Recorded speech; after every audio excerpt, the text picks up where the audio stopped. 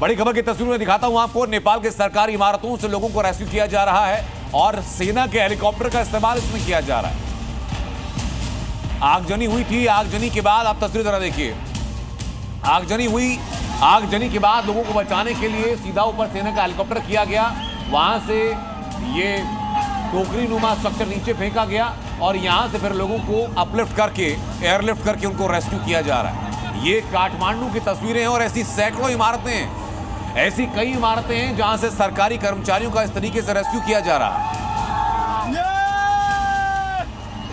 नेपाल में आगजनी हो रही है, नेपाल में हिंसा हो रही है, लूटपाट हो रही है और उसकी अनगिनत तस्वीरें लगातार सामने आ रही हैं। एक और तस्वीर दिखाता हूं मैं आपको। मेरे पीछे एक तस्वीर आप देख रहे हैं। यह तस्वीर ना आगजनी की है, ना लूटपाट की है, बल्कि तस्वीर है जेल तोड़ने की तस्वीर। नेपाल की 7 जेलें ऐसी हैं जिनमें लगभग 13,000 कैदी फरार हो चुके हैं। सोचिए 13,000 सजायाफ्ता नेपाल में जेलों से बाहर आ चुके हैं। सेना पूरे नेपाल में कर्फ्यू लगा चुकी है, लेकिन बावजूद इसके ये गंभीर स्थिति नेपाल के अंदर बन चुकी है कि जब अभी तक सिर्फ युवा सड़कों पर थे तो हाल ये थे, अब 13,000 से ज्यादा सजायाफ्ता कैदी भी सड़कों पर हैं। तो नेपाल का हाल क्या होगा? नेपाल में पहले हिंसा भड़की, फिर लूटपाट और आगजनी और अब जेल से भागे कैदी। पड़ोसी देश नेपाल आपदा के दौर से गुजर रहा है, मगर कुछ उपद्रवी इस आपदा में अवसर तलाश रहे हैं। सरकारी इमारतों में आगजनी और शॉपिंग कॉम्प्लेक्स में लूटपाट के साथ ही जेलों से कैदियों के भागने का सिलसिला जारी है। ये तस्वीरें नेपाल के दिल्ली बाजार जेल की हैं, जहां नेपाल में जनजी विद्रोह का फायदा उठाते हुए जेल से सैकड़ों कैदी फरार हो गए। जेल का मेन दरवाजा तोड़ दिया गया और कैदियों का हुजूम निकल पड़ा। हालांकि कैदियों को रोकने के लिए सेना और पुलिस भी मौके पर मौजूद थी। जेल के सामने जवान बंदूकें लिए पोजीशन में थे, लेकिन तभी बड़ी संख्या में कैदी आते हैं और जेल का दरवाजा तोड़ देते हैं।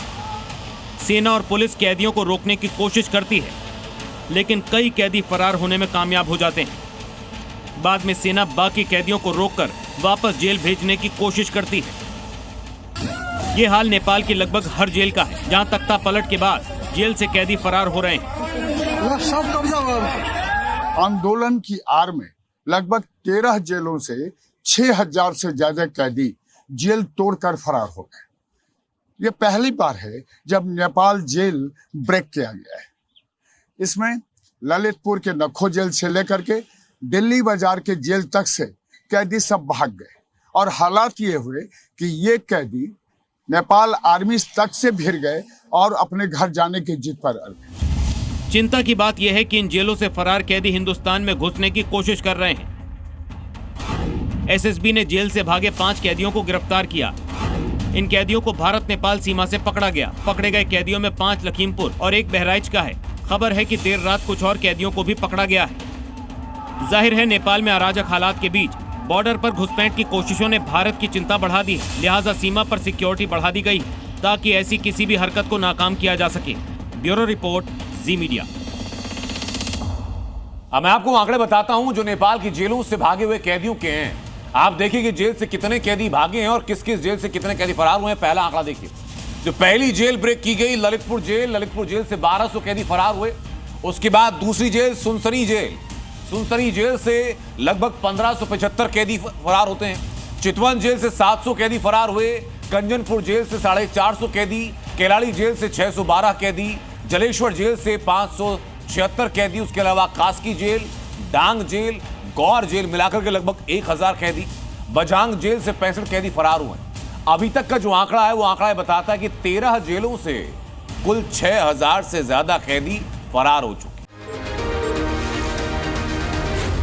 जी न्यूज़।